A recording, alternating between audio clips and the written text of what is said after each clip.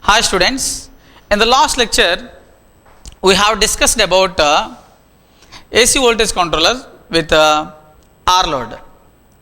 Right.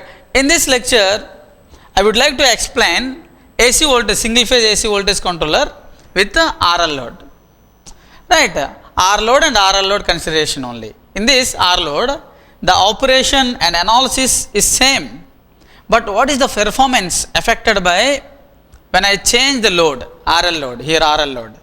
So we can easily identify there is a considerable effect by inductor on the performance of the AC voltage controller. In what way? So it will affect where current is suddenly changed, there it can oppose the sudden change and allow change steadily. And we can we are going to see that effect. So performance of the AC voltage controller when we consider RL load. Okay. So operation is same. Here I am taking that advantage. So already in the last class we have explained what is operation. So during positive half cycle and during negative half cycle. Okay, right. So in the last class we have concluded when we are discussing about single phase AC voltage controller with R load. During positive half cycle, this is the first point. During positive half cycle, which one is, that is 0 to pi during positive half cycle, which thyristor is forward and which thyristor to which we can trigger, which one is the forward biased only. So which one is the forward biased from 0 to pi during positive half cycle? T1 is the forward biased. We can trigger T1. So here at alpha, we can trigger at alpha. So T1 conduct from alpha. But here one point I must tell you, I must cover, that is choosing the alpha value. That is the first effect by inductor. So inductor, when we consider RL load, we have to be careful to choose alpha value. So that is the point here I am going to tell you, right. So in RL load, if I consider this is the voltage Vs, in RL load, due to this is the lagging load, the current lags with some angle. So let us suppose this is the current. This is the current. So from 0 to this theta 1, from 0 to theta 1, there is no current. There is no current in the circuit due to lagging load. That means if I triggered my SCR in between 0 to theta 1, in between 0 to theta 1, 0 to theta 1, the conduction of SCR is impossible. So what is the condition to see the conduction of SCR? Conduction of SCR is the conduction current IA, that is anode current, must be greater than the I latching current. So it is meaningless. If I trigger the SCR from between 0 to theta 1, there is no current passing through the SCR. So how can I check whether it is greater than latching current or less than latching current? That's why we must be careful to choosing alpha value. So what is the point here? Right. So that is the problem. We must be careful when we consider alpha value. So here one point here, alpha you must choose like this, alpha must be greater than or equal to theta 1, where theta 1 is the power factor angle or impedance angle. So theta 1 is the power factor angle or impedance angle. What is the impedance here? Z is equal to R plus JXL. So theta is the impedance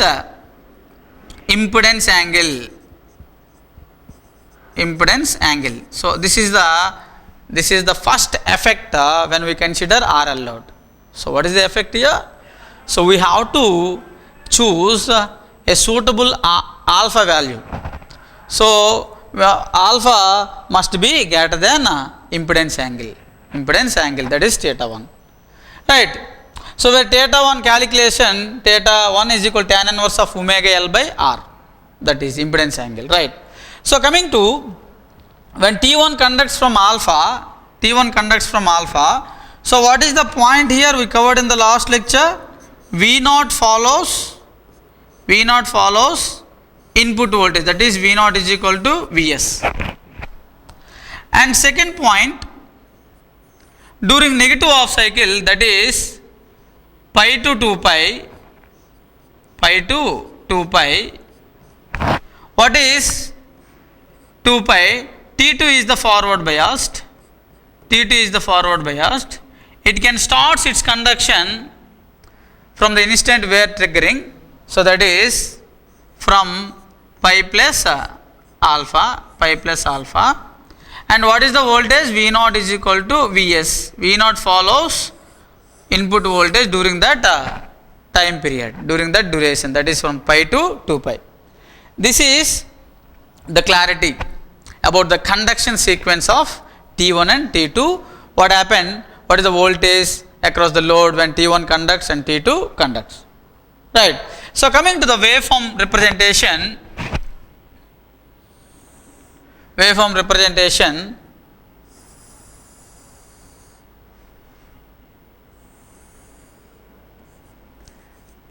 omega t. So first here I am going to represent the instance where I am triggering, that is alpha. That alpha must be greater than the theta 1. Theta 1 is impedance angle. So here I am going to draw this. Let us suppose this is the alpha. This is the alpha.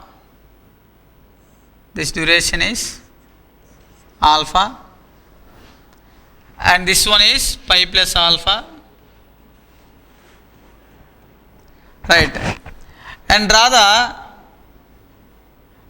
the input voltage, the reference voltage in dotted lines, with the dotted lines. This is from 0 to pi,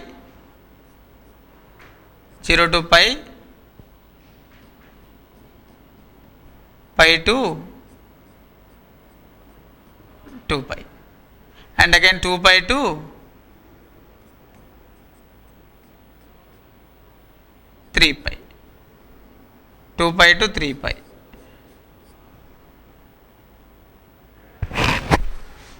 Right.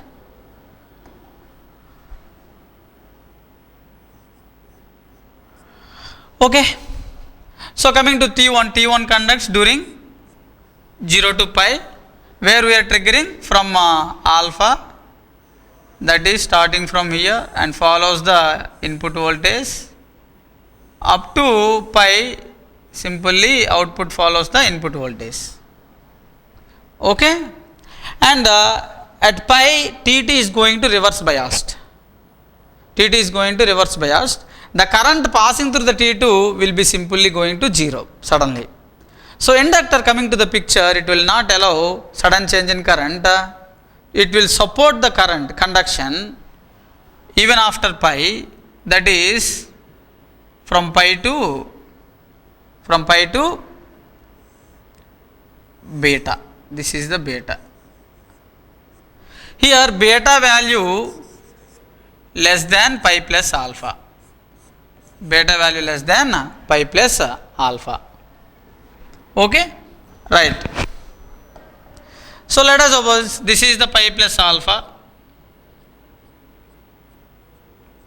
This one is the pi plus alpha.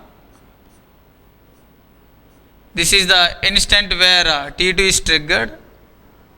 From that, whatever input voltage simply applied across the output, that is output voltage follows the input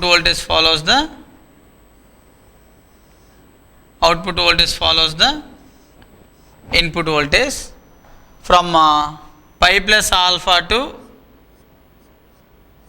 2 pi. and at 2 pi the current passing through the T2 is going to 0 suddenly.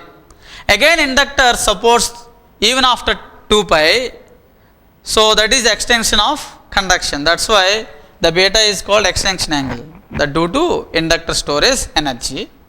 Again we can see up to 2 pi, up to here we can see there is a extension. So in this way we can see output voltage. Tell me what is the peak here? What is the peak? So this is here ending here. Again here we can see a negative peak, a positive voltage, that is T2 is conducting. T2 is conducting and T1 is conducting. Again T2 and T1. So in this manner we can get, draw the output voltage here. So choose the 2 pi plus alpha. Here I am, this is, let us suppose this is the 2 pi plus alpha. So this is 2 pi plus alpha. From 2 pi plus alpha again T1 is triggered again. In this manner we can get T1. This is T2.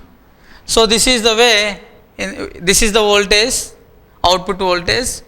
So when we consider alpha is the triggering angle, so this is the output voltage of across the load when we consider this circuit.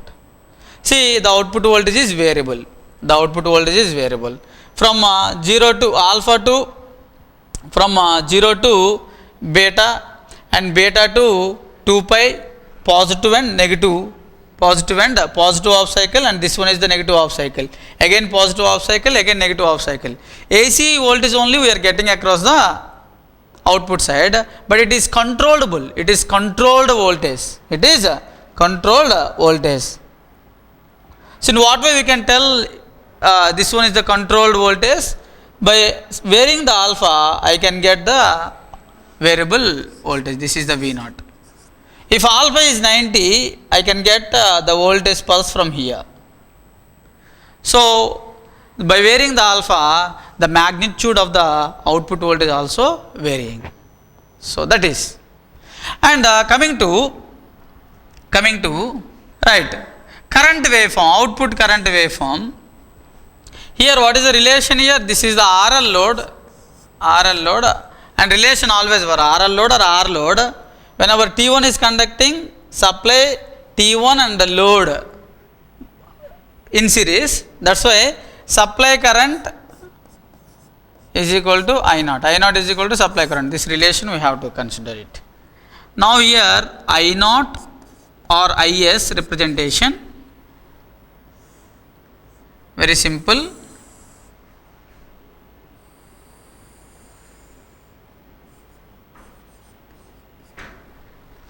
See, from alpha to beta, which one is conducting? T1. The supply current or load current passing through the T1. So due to the inductor, the shape of output current is not followed by output voltage. So right, up to pi the inductor is charging. From pi to beta, inductor delivers its energy to support the conduction. That's why this is going to 0. Again, from pi plus alpha to 2 pi, which one is conducting? T2 is conducting, and up to 2 pi,